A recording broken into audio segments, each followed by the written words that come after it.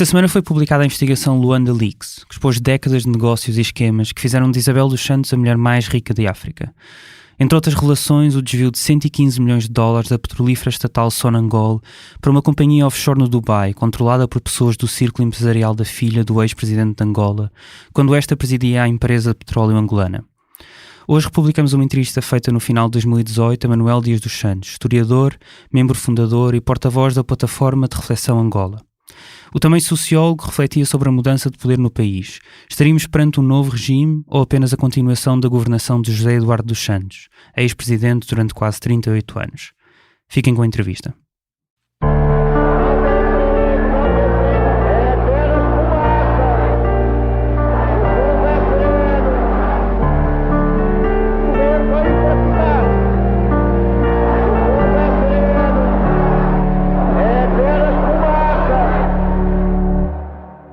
Seja toda a gente bem-vinda ao É Apenas Fumaça, um programa de fumaça onde se fala sobre a sociedade com quem quer falar sobre ela. Eu sou o Ricardo Esteves Ribeiro. Hoje temos como convidado Manuel Dias dos Santos, sociólogo, historiador, membro fundador e porta-voz da plataforma de reflexão Angola. Bem-vindo. Obrigado, Ricardo. Rafael Marques, jornalista angolano, fundador da plataforma Maca Angola, que se dedica a investigar casos de corrupção no país, escreveu a 17 de dezembro num texto com o título A Escola do Medo.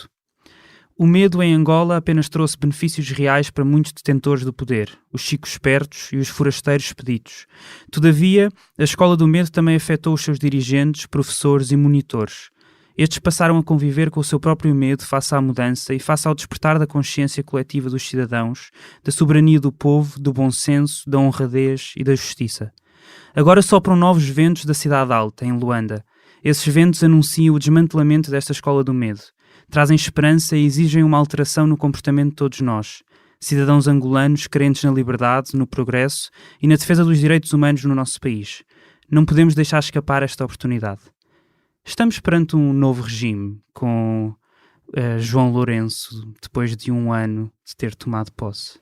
Eu acho que o regime é o mesmo, não é? As figuras mudaram e claramente há um ponto de ruptura entre aquilo que foram os 38 anos de gestão do Estado angolano por Eduardo Santos com aquilo que é o modelo que João Lourenço pretende impor. Há, no entanto, uma reserva que eu tenho que é uma reserva natural. Como dizia a minha avó muitas vezes, a cobra pode mudar de pele, mas não deixa de ser cobra.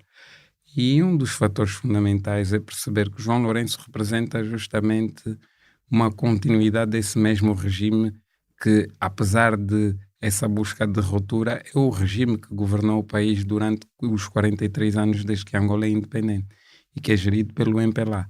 E, fundamentalmente, o MPLA pretende manter o poder. Essa manutenção do MPLA no poder vai claramente exigir uma alteração na forma como ele vai se manter no poder, mas não o desresponsabiliza claramente de todos os danos que causou ao próprio país. Ele foi ministro em governos passados. Sim, não? E isso tem que ser equacionado, não se pode tomar como um cheque em branco que se atribui a alguém.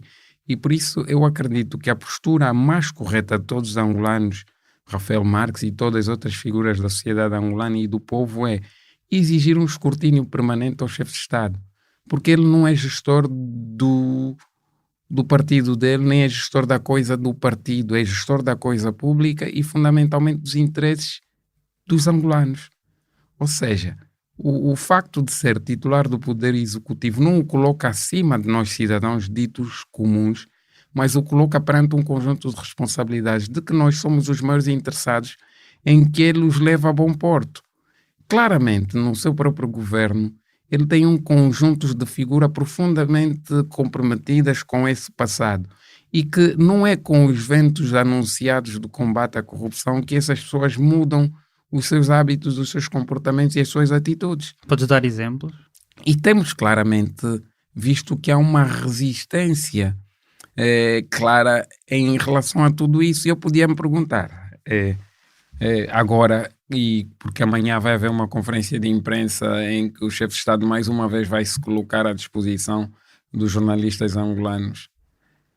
O que é que vai ser Nós estamos feito? a gravar no dia 19, que é quarta-feira. O que é que vai ser feito com os resultados apresentados pelo a Inspeção-Geral do Estado em relação ao rombo que as empresas públicas apresentaram em termos de desvios na ordem de milhões e milhões de dólares ao longo do ano 2016 até o ano 2018. O que é que vai ser feito com esses resultados?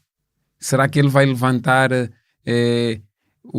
por via de decreto presidencial, a interdição que o anterior titular do Poder Executivo colocou ao considerar como livres de investigação todos os processos ao longo desses anos levados a cabo pela Inspeção-Geral do Estado? Quer dizer, são questões que são fundamentais, porque estes recursos claramente poderiam servir num momento em que se fala de que as reservas financeiras do Estado passam por dificuldades muito grandes, e podia colocar outra questão. Quando essa questão financeira continua a ser fundamental para pensar o futuro do país, por que é que nos anunciam projetos megalómanos como um panteão, remodelações no edifício do Conselho de Ministros que não são prioritários para aquilo que são os verdadeiros problemas dos angolanos? E também podia perguntar outra coisa. Como é que o Estado angolano entra num pedido de empréstimo financeiro? Antes era aconselhamento financeiro, entra num pedido de empréstimo financeiro e o próprio FMI aceita emprestar dinheiro a um Estado que não tem fiscalização do órgão legislativo do país. Quer dizer, que não existe, justamente porque há um acórdão do Tribunal Constitucional que retira o poder fiscalizador ao Parlamento. Quer dizer, são essas as grandes questões que, para mim, têm que ser analisadas no quadro de uma mudança do regime. O regime continua igual a si mesmo. Quer a todo custo manter esse poder que teve durante anos e anos. E a primeira prioridade, no meu ponto de vista muito pessoal, é a manutenção do poder. Achas que é o objetivo? É, o primeiro e primário. A solução dos verdadeiros problemas do país, como dizem os próprios políticos e aqueles que consideram uma heresia fazer críticas à atual gestão do presidente João Lourenço. O homem precisa de tempo para trabalhar. Eu acho que o partido dele sempre teve todo o tempo para trabalhar e por isso não tem que encontrar, da minha parte e de outros angolanos, contemplações em relação àquilo que é a necessidade primária dos cidadãos, que é ver os seus problemas resolvidos e não serem sufocados pela situação de crise que o país vive, em que a prioridade vai ser ajustar a economia à custa de sacrifícios que, mais uma vez, aqueles a quem foi pedido toda a sorte de sacrifícios vão ser mais uma vez os que vai-se novamente pedir. Mas a verdade é que o tipo de coisas que se dizem sobre João Lourenço, mesmo de críticos como, por exemplo, o Ati Beirão, um ativista que foi preso durante mais de um ano, no caso dos 15+2, que escreveu na página de Facebook, depois de ter estado com João Lourenço, e nós já vamos falar sobre esse encontro, que tem, e estou a citar, ficado cada vez mais impressionado com a evolução nos discursos que vão ao encontro das expectativas da maioria, mas que era preciso que algumas dessas medidas começassem a fazer-se sentir com maior assiduidade e vigor. Mas em novembro de 2017, ainda nem 2 meses tinha passado desde a tomada de posse de João Lourenço, ele dizia à agência Lusa: se o João Lourenço morresse hoje e tivéssemos que avaliar só estes cerca de 50 dias em que ele está na governação, eu diria que ele já fez uma revolução. Tu não concordas com isso, é isso? Não é que eu não concordo. De facto, tu achas que ele fez uma revolução? De facto, fez uma revolução, mas é uma revolução para a manutenção do seu próprio partido em termos de liderança do poder de Estado. É preciso não perdermos o foco, que essa revolução objetiva um único elemento, a manutenção do poder de Estado nas mãos do MPLA. O João Lourenço não... O MPLA que é o partido de João Lourenço e que gera o país de 75. E é isso que as pessoas têm que ter como foco principal. Ele veio fazer uma revolução em relação a quê? Há uma má gestão do seu próprio partido, não veio fazer uma revolução em relação à vida pessoal das pessoas, a qualquer outra coisa que não tenha sido o MPLA ao longo desses anos que construiu.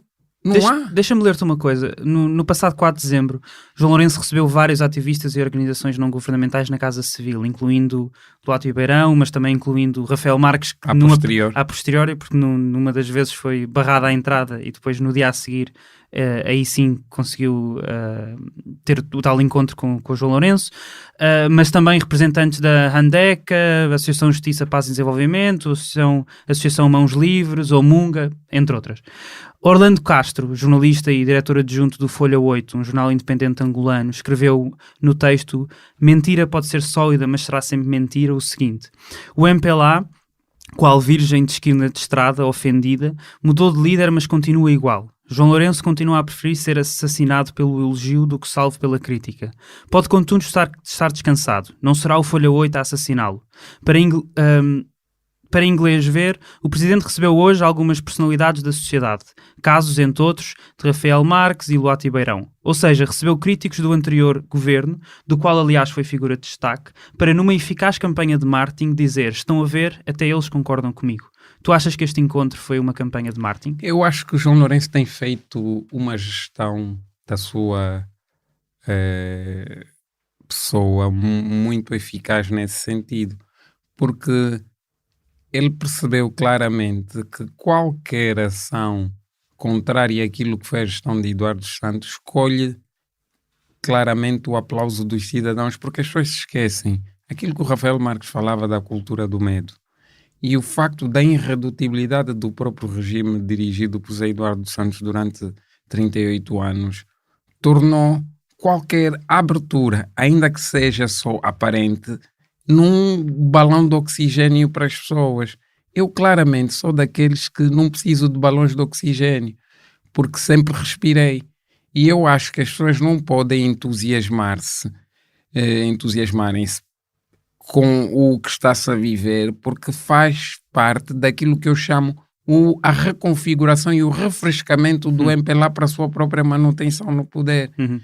Isso não quer dizer que todos nós, se tivermos que ser convocados, digamos: eu não vou porque isso significa uma forma de capturarem a minha imagem e colarem-na ao presidente. É claro que todo esse conjunto de pessoas que lá foi claramente para expressar também aquilo que são as suas opiniões, as suas visões e aquilo que consideram que continua por fazer, apesar da presença de João Lourenço passado mais de um ano à frente dos destinos do país.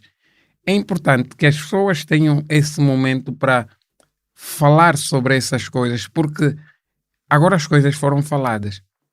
Agora virá o período em que o que foi falado se torne de facto um elemento de ação. E é a ação sobre isso que vai determinar aquilo que é, podemos dizer, esse período de encantamento que João Lourenço ainda goza. É claro que as pessoas também não querem de facto partir numa relação de desconfiança para com ele, mas é claro que é uma relação com reservas. Ninguém pense que todo esse conjunto de pessoas que lá esteve foi lá e passou um cheque em branco a João Lourenço, porque não passaram. Eu percebo o que é que o Orlando Castro claramente quer dizer com isso. É claro que João Lourenço sabe que com esse discurso, as massas, o povo no geral, as pessoas mais desprotegidas que sentiram-se esmagadas durante o eduardismo, veem nisso um sinal de grande esperança. Mas é claro que o efeito desse placebo também vai passar rápido quando a situação não se alterar. E é aí onde, novamente, todas essas pessoas que deram, podemos dizer, um período de tolerância a João Lourenço vão voltar a colocar as coisas, porque elas não são nem obtusas nem naíves, são pessoas inteligentes, mas que em primeiro lugar querem dar uma oportunidade ao atual titular do Poder Executivo, mas sabem que há claramente questões que precisam ser resolvidas com urgência e que é isso que vai provar se esse período de tolerância que eles deram com essa boa vontade apresentada não representou um fiasco ou uma tentativa de instrumentalização justamente da sua vontade. Na semana seguinte a este encontro, no dia 15 de dezembro, pelo menos 9 ativistas foram detidos pela Polícia Nacional em Cabinda. uma província angolana e território disputado por um movimento independentista há décadas. Os ativistas participariam numa manifestação organizada pela Associação para o Desenvolvimento da Cultura dos Direitos Humanos, com o objetivo de alertar para a repressão em Cabinda, na província. Só este mês de dezembro foram já impedidas 2 manifestações e detidos pelo menos 12 pessoas arbitrariamente.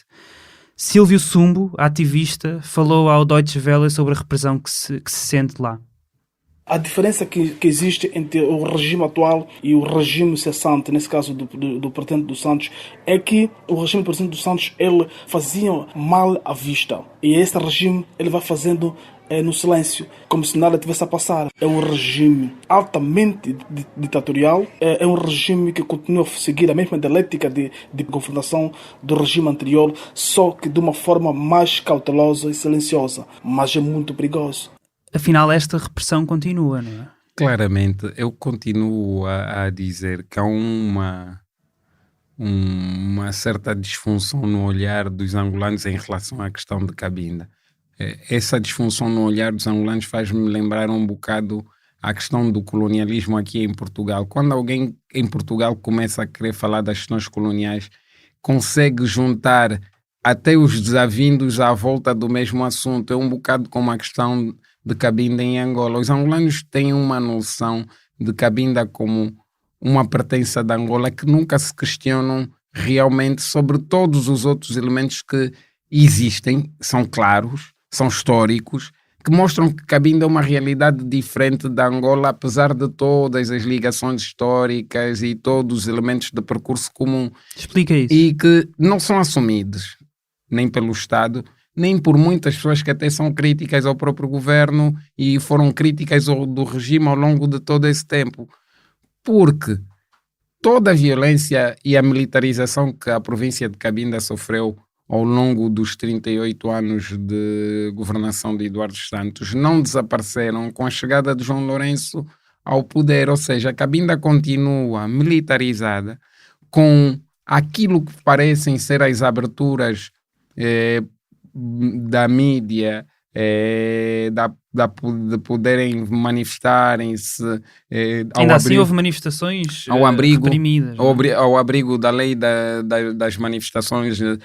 Tudo isso continua uma realidade em Cabinda, enquanto que no resto do país, ou nesse caso em Luanda e outras províncias em que ocorreram essas mesmas manifestações, também houve, acho que em Malange houve repressão por parte das pessoas, que tem a ver com um modelo que nós chamamos lá da ordem superior. Os governadores, os chefes militares e policiais ainda não perceberam que as posições que tomam, algumas por iniciativa própria, outras por orientação, porque as orientações não foram alteradas, continuam. E o caso de Cabinda é claramente e inequivocamente uma situação de não ter havido alteração na forma como se olha para o território de Cabinda. Ou seja, Cabinda é um território profundamente militarizado em que mais tem sido feito para a união e o protesto dos cabindas exigirem a sua autodeterminação por via dessa repressão do que pela própria existência do movimento independentista ou de uma guerrilha, porque a guerrilha e o movimento independentista em Cabinda não têm conseguido ser tão unificadores como a repressão, a violência e a militarização que o Estado angolano faz sobre Cabinda, o que cria uma maior coesão e uma maior aderência e cada vez galvaniza mais as pessoas em Cabinda a quererem a sua autodeterminação. É a forma como o Estado angolano, em 43 anos de independência, geriu Cabinda. As pessoas não têm ilusões e é isso que vai ser o verdadeiro desafio, o problema para o futuro. Não se vai poder vir com um discurso que é a fleca que inflamam os ânimos das pessoas em Cabinda. Não, é a própria gestão, a repressão, a violência e levar dos próprios cidadãos em Cabinda a uma situação social de extremos que vai continuar a agitar em termos políticos e o discurso da autodeterminação em Cabinda. Um outro braço da repressão que se tem sentido tem a ver com as zungueiras em Angola. Tem havido várias manifestações nos últimos meses em Angola, principalmente em Luanda, por zungueiras serem impedidas de vender nas ruas depois do governo angolano ter instituído no dia 6 de novembro a chamada Operação Resgate, que tem por objetivo, segundo o governo, reduzir os principais fatores que provocam desordem e insegurança, bem como os de violência urbana, sinistralidade rodoviária, aperfeiçoar os mecanismos e instrumentos para a prevenção e combate à imigração ilegal e proibir a venda de produtos não autorizados em mercados informais. Segundo a ONU, cerca de 75% das mulheres na África subsaariana trabalham na economia informal, como é o exemplo das zungueiras. Isto é um ataque às zungueiras? Não, eu acho que não. É claramente uma situação de daltonismo social por parte do atual governo, que não tem noção de que um combate a essa envergadura tem que ser procedido de medidas para cautelar ou retirar de todo o conjunto dessas pessoas do espaço onde eles tratam dessa economia informal. Porque é verdade, há imensas distorções que isso causa. Mas não é com a forma como o Estado angolano colocou, desde fiscais, autoridades policiais, autoridades migratórias e outras instituições de repressão, porque é importante que as pessoas percebam, são instituições de repressão. E cujos seus agentes, grande parte deles, têm vícios acumulados e adquiridos ao longo de todo esse período de medo e de corrupção e de gestão, em que a sobrevivência se tornou no primeiro elemento, ou como também costumam dizer muitos angolanos, em que a estomatocracia é que determina tudo.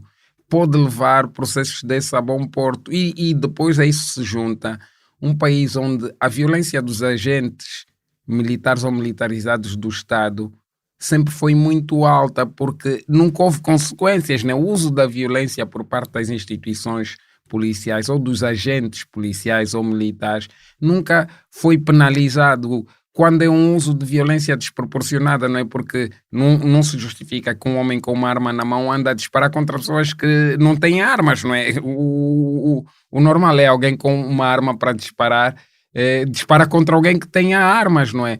Há outras formas de facto, e a polícia em Angola tem um aparato de meios de repressão, podemos dizer, muito sofisticado comparativamente até com países na própria Europa ou noutras partes, que pode fazer uso do mesmo, sem necessariamente ter que criar vítimas mortais, não é? E tudo isso porque as estratégias e as formas de atuação em relação a essas operações são tomadas sem ir à raiz do problema. É um bocado aqueles que pensam a árvore e não pensam a floresta. Porque o que se quer é uma imagem imediata de solução, e isso são problemas que foram criados durante a gestão do país desde a sua independência. Sempre houve economia informal, já no período colonial. Colonial, grande parte da economia. Sim, já no período colonial existe a economia informal, mas a economia informal, ao longo do processo de Angola como Estado independente, é aquela que de facto manteve a sustentabilidade e o funcionamento social das famílias e que permitiu de facto que questões como a criminalidade e outras não fossem ainda mais gravosas do que é nos dias de hoje. Eu se calhar não expliquei, as pessoas não sabem, mas as zungueiras são vendedoras ambulantes na rua. Na rua, é. Porque houve de facto arbitrariedades que não foram postos cobro no meio de toda essa operação. Nesse momento está-se a reavaliar muitas das ações da própria Operação Resgate, não é?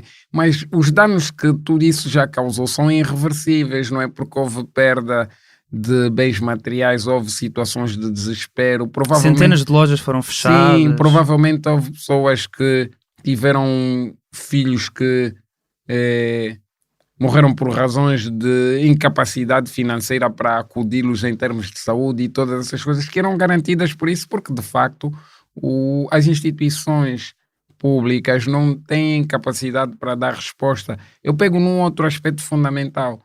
A própria questão da legalização burocrática de todas essas pessoas para deixarem de ter essa situação dita ilegal ou irregular.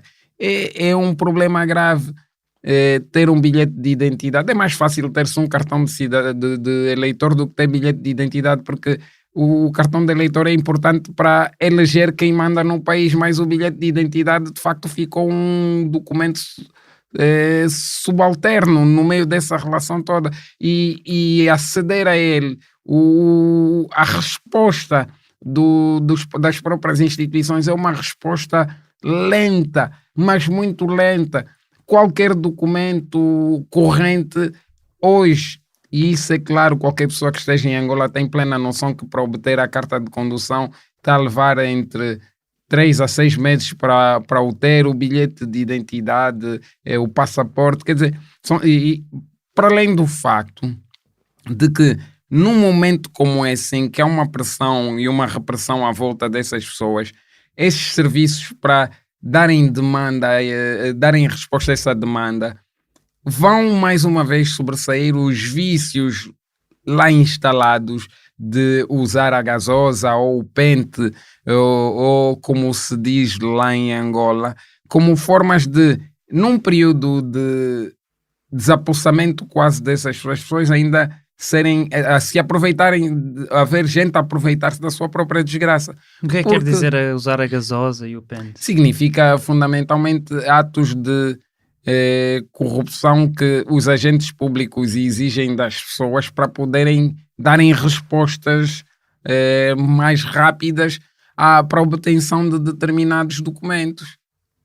E isso tudo ocorreu justamente por causa do lançamento da própria operação ter falhado naquilo que eram os seus objetivos iniciais, que é criar condições para a absorção do fenómeno antes de começar a combatê-lo. Ou seja, quando se fosse dito às pessoas, podemos até pegar aqui, não é, a questão do repatriamento de capitais, foi dado um período de mora às pessoas para tratarem disso, não é? Porque é que não foi dada também a esses cidadãos que não... A lei de repatriamento de capitais que diz que até ao final deste ano podem trazer os capitais que foram indevidamente... depois serão penalizados. A gente pode se perguntar porque é que dá-se a pessoas que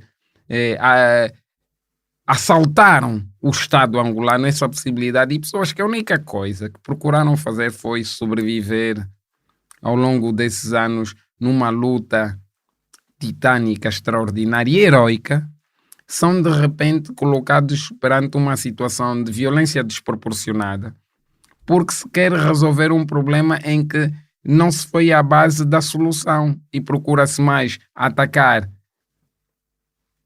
as consequências do que a causa, porque o problema continua a ser uma solução por via das consequências e não por via da causa.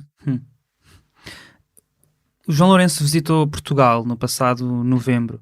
Desde 2009 que um chefe de Estado angolano não visitava Portugal. Num discurso no plenário da Assembleia da República disse o seguinte: o executivo que presido elegeu 2 principais frentes de batalha que, uma vez vencidas, garantirão o êxito do nosso programa de governação e, consequentemente, trarão o progresso e bem-estar dos cidadãos angolanos num quadro de maior respeito aos direitos e liberdades fundamentais consagrados na Constituição e na lei. Refiro-me à necessidade da moralização da nossa sociedade no geral, com relação à qual há um conjunto de ações a realizar ao longo do tempo, mas, sobretudo, refiro-me neste quadro à necessidade do combate à corrupção e à impunidade, com o envolvimento do poder legislativo e do judicial, mas também de toda a sociedade civil que se revê nele como parte ativa no combate a este cancro que corrói os alicerces de qualquer sociedade. O combate à corrupção tem sido uma das prioridades deste governo? Eu acho que o anúncio do combate à corrupção tem sido uma das prioridades desse governo. É um anúncio permanente, sistemático, podemos dizer quase que cerrado, não é? O elemento do discursivo do combate de facto tem sido muito coerente, claramente. Agora, a ação do combate é algo que é completamente discutível no meio desse processo todo, não é? Porque eu me pergunto como é que pode haver um combate com a participação dos órgãos judiciais e dos órgãos legislativos se o Parlamento não tem poder fiscalizador sobre a ação governativa. Eu acho que é uma falácia. E é importante que se diga ao chefe de Estado, quando ele faz esse discurso, tem que ter em conta aquilo que é a realidade do próprio país. O sistema judicial, ele próprio, é deficitário em termos de quadros para poder dar resposta ao conjunto de processos que existem atualmente parados na Procuradoria-Geral da República, a nível do país todo. Se não tens quadros, seja a nível da magistratura, a nível dos funcionários auxiliares do funcionamento da própria magistratura, seja a pública ou a judicial, é impossível, de facto, que haja eficácia. Não estou com isso a querer dizer que não se está a fazer alguma coisa, mas o que está a se fazer é fortemente publicitado perante aquilo que é necessário ser feito e perante aquilo que são as carências que o processo todo enferma. Mas a verdade é que Isabel dos Santos foi exonerada do cargo de presidente mas do era, Conselho. mas isso, eu acho que isso... Deixa-me só terminar. Isabel dos Santos foi exonerada do cargo de presidente do Conselho de Administração da Sonangol, que é uma empresa estatal petrolífera em Angola. Umas horas depois, o contrato entre a Televisão Pública de Angola e a Semba Comunicações, que é detida por José dos Santos e Coreano Du, filha e filho de José Eduardo dos Santos. Isabel dos Santos também é filha de José Eduardo dos Santos. Foi também cancelado o tal contrato que fazia com que a Semba Comunicações, que é a tal empresa, pudesse gerir o Canal 2 e a TPA Internacional. Um mês mais tarde foi exonerado o José Filomeno dos Santos, conhecido por Zenu, também filho de José Eduardo dos Santos, que depois, mais tarde... Tal como o programa do programa de diretor de Luanda que estava entregue a Isabel dos Santos lhe foi retirado, tal como o projeto da Barra do Kwanza lhe foi retirado. Ou seja, isso é só uma gota, não é? Não, é isso que tu estás a dizer, que não faz parte de uma estratégia o que eu quero dizer que diga que... O que eu quero dizer... Que tem consequências, não é? O que eu quero dizer aqui é o seguinte. Estes foram as ações de João Lourenço que mostraram claramente que o que ele pretendia era uma ruptura com Eduardo Santos. E foi surpresa geral. E tu estavas à espera? Não, imediatamente não. No curto espaço de tempo em que ocorreu, claramente que não. Se eu dissesse que estava, estou a ser mentiroso e não é por aí. Temos que dar, de facto, o mérito a João Lourenço por ter nos surpreendido a todos nós angolanos. Mas isso não me deixou nunca de estar alerta para todas as outras questões. Eu me pergunto, por que passado todo esse período até agora, ninguém sabe qual é a declaração de bens de João Lourenço? Existe um envelope na Procuradoria-Geral da República que não é aberto, não se sabe bem porquê. Por que os ministros atuais do governo de João Lourenço não declararam os bens que possuem? Quer dizer, são questões, todas elas, que nos levam a nos interrogarmos do porquê. Não há nada de extraordinário. Se romperam contratos, que eram contratos do Estado angolano, que foram feitos por via de decretos presidenciais, e aí também que eu queria acrescentar um outro elemento. Toda a gente fala, eles tinham isso ilegalmente. Não. Os contratos que a família do Eduardo Santos foi beneficiário foram todos eles concedidos em Conselho de Ministros, no qual o atual titular do Poder Executivo participou. Nenhum deles pode dizer que aquilo foi um ato exclusivo de Eduardo Santos. É verdade que a Constituição angolana diz que o poder reside no titular do Poder Executivo, que tem auxiliares, ou seja, Angola não tem sequer um governo ou um executivo, tem um titular do Poder Executivo e os seus auxiliares. E é isso que é fundamental, que percebamos. Não houve nenhum ato, em termos legais, ilícito. Mas no caso do Zenu foi preso preventivamente no caso de corrupção. Sim. Mas que se formos... Peculato, corrupção, branqueamento de capitais e outros crimes. Se tivermos crimes, que ter em conta o elemento de presunção de inocência e a sentença só transitada em julgado é que se pode considerar, nós ainda não temos um elemento factual com que possamos dizer já aconteceu. Sim. António Costa visitou também Angola em setembro deste ano, depois de 7 anos sem um primeiro-ministro português a visitar o país.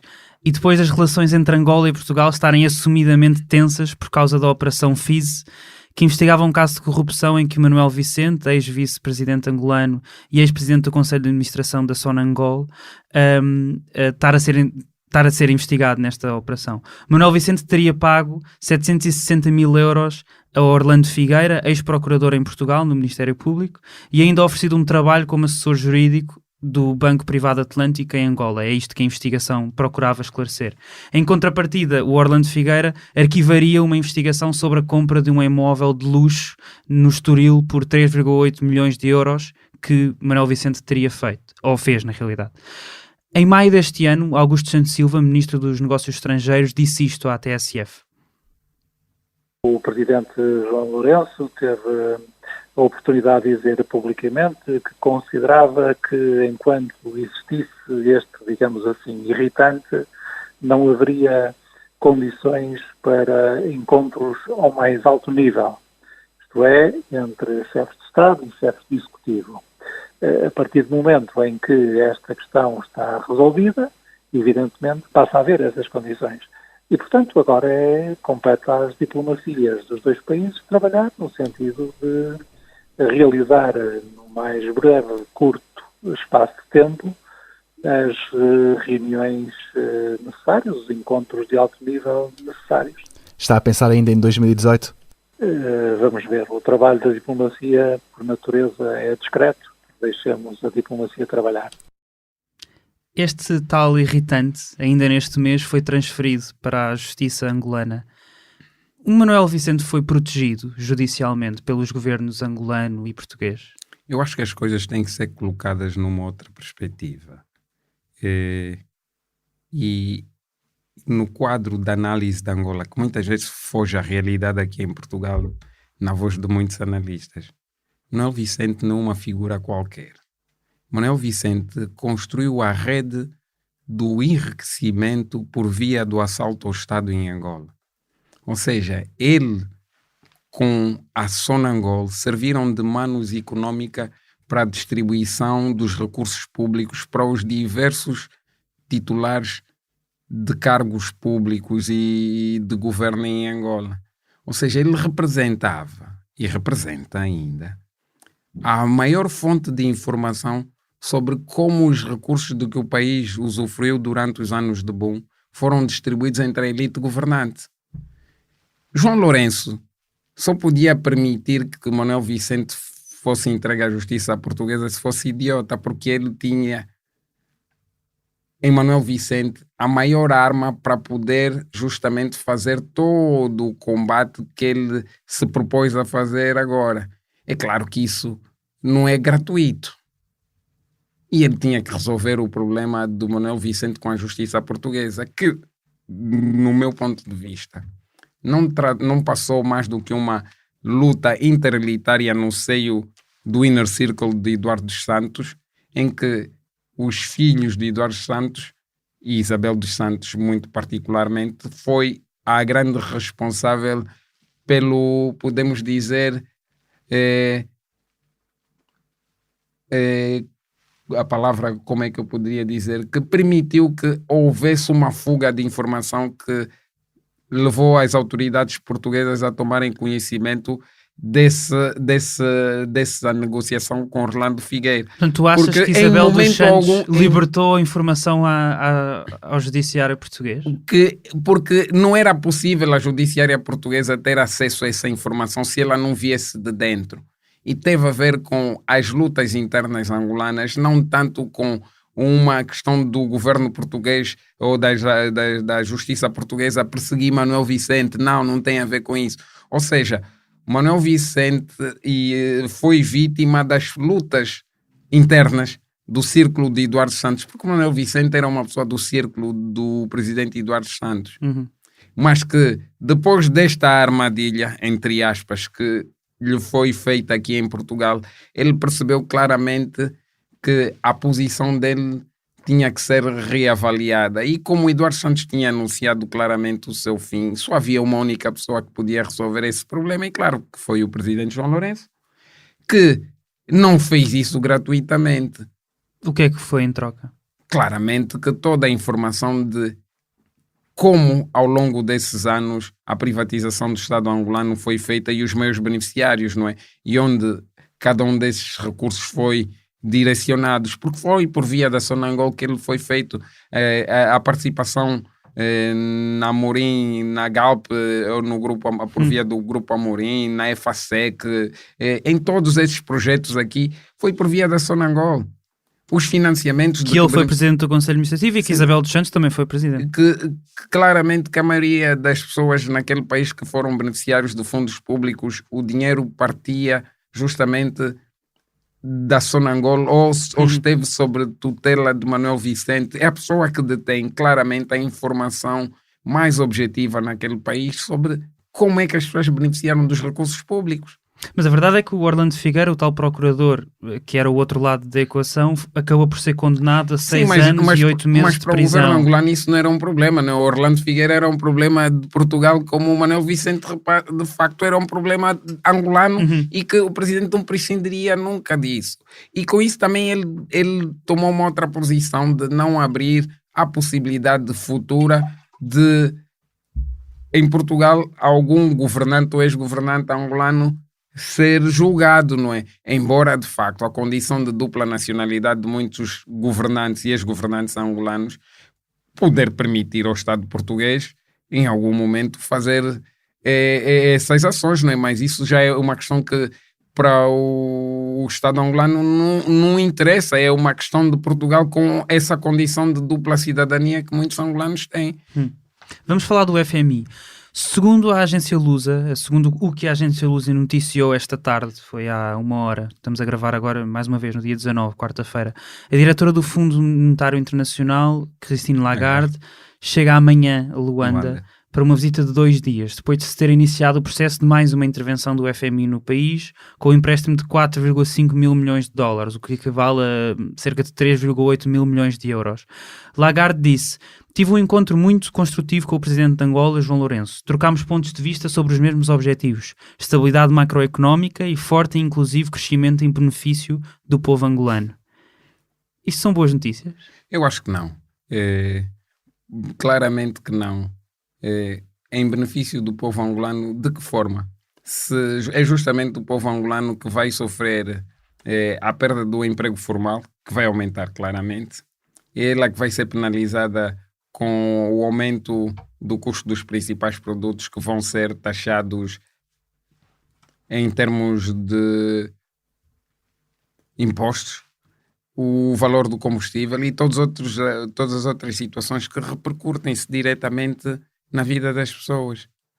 Agora, eu me pergunto, o FMI coloca essa verba à disposição do Estado angolano e se esquece de um princípio importante, que é um Estado que não tem um órgão legislativo que fiscaliza a utilização dos recursos públicos. Como é que ela pode fazer um discurso... Mas porquê é que tu dizes isso? Não, porque é claro que há um acórdão do Tribunal Constitucional que retira o poder de fiscalização ao Executivo, ou mais propriamente ao titular do Poder Executivo, sobre a forma como o Orçamento de Estado é utilizado, gerido e distribuído. Não havendo isso, claramente, a forma como o Orçamento de Estado vai ser utilizado não é fiscalizável por ninguém, a não ser pelo próprio titular do Poder Executivo, que no meio de tudo isso não vai conseguir descer até os elementos mais básicos da execução orçamental, não é? Que vai desde...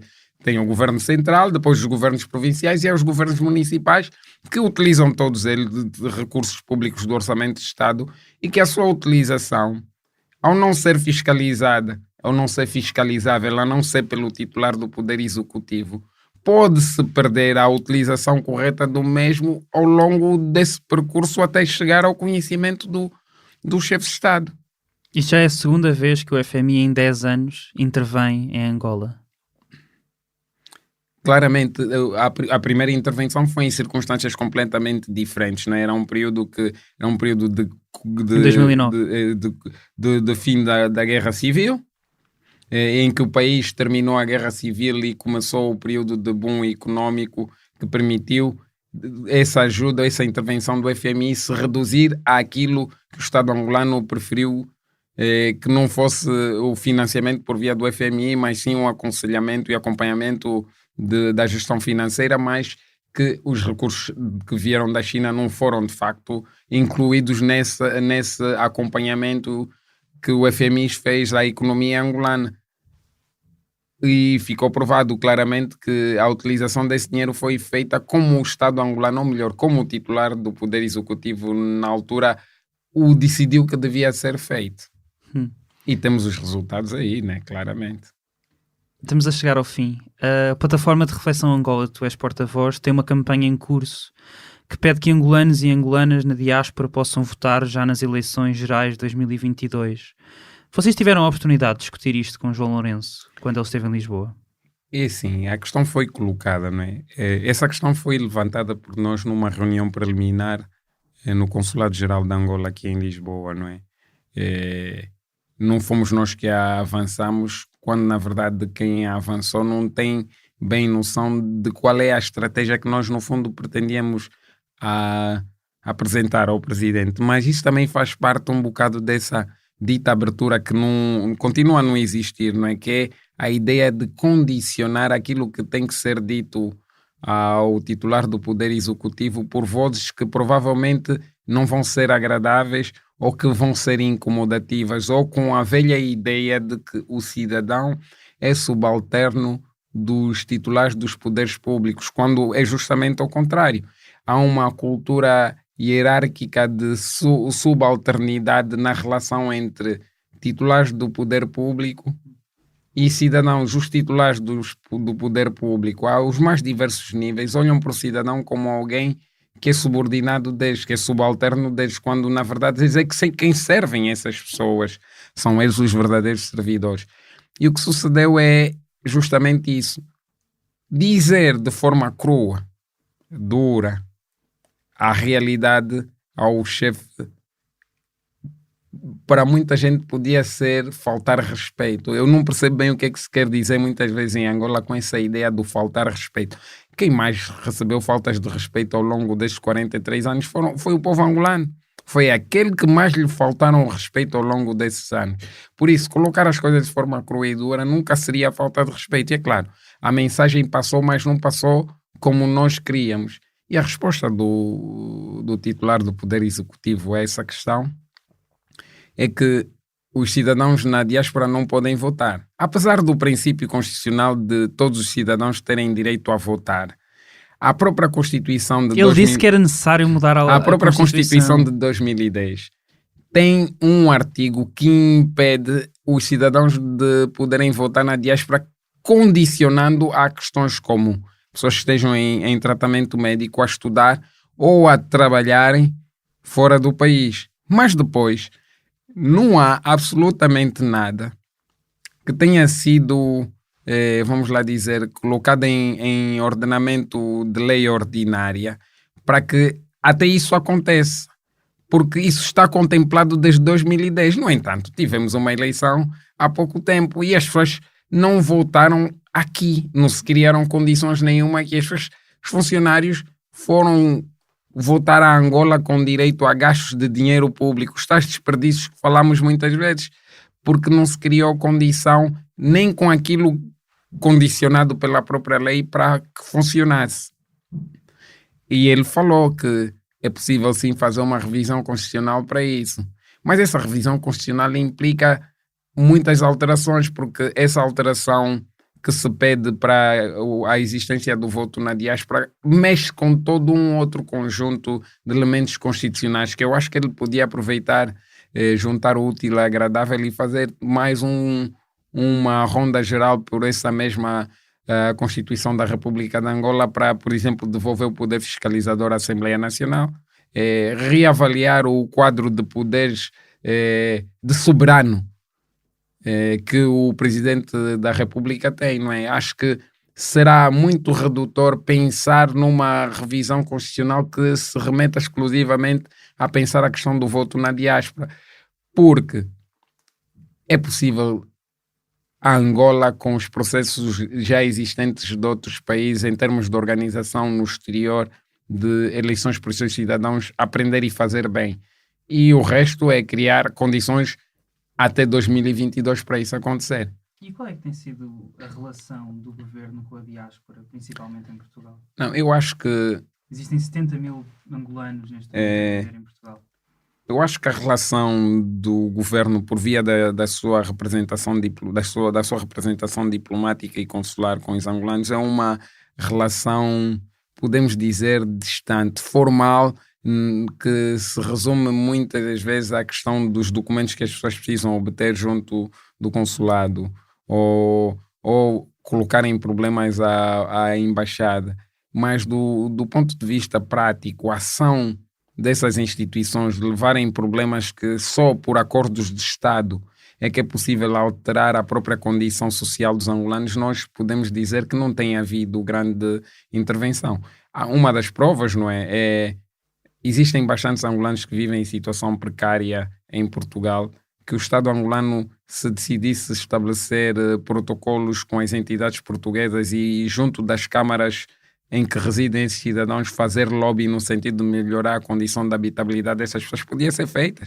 Mas depois tem os problemas como não saber a localização das pessoas, as pessoas não terem registros consulares, não se saber o que é que essa pessoa profissionalmente é, se tem um estatuto de dupla nacionalidade ou não. Quer dizer, todo um conjunto de elementos que são fundamentais para poder pensar políticas em relação à própria diáspora. E isso não é um problema exclusivo de Portugal, é um problema extensivo a todas as diásporas angolanas no mundo. E então nas fronteiras angolanas em África ainda é pior a situação, não é? Claramente, não é? Porque depois há sempre aquele discurso de condicionar o próprio cidadão a ser visto como estrangeiro porque saiu do país numa circunstância de conflito em que ninguém anda com documentos quando tens que fugir para proteger a vida. O que menos pensas é ir procurar documentos para fugir, não é? A primeira coisa que procuras é salvaguardar a vida. Então há todo um conjunto, de facto, de elementos na relação do Estado angolano com a sua diáspora